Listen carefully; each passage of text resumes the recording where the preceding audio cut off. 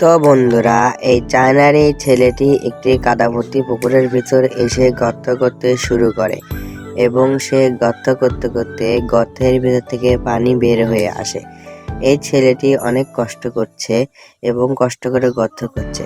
এই গর্তের ভিতর থেকে কি বের হয়ে এলো তা দেখার আগে আপনারা এই দুই ছবির মধ্যে কাকে ভালোবাসেন? আপনিও যদি আমার মতো মাকে ভালোবেসে থাকেন তাহলে চ্যানেলকে লাইক এবং একটা সাবস্ক্রাইব করে দিন।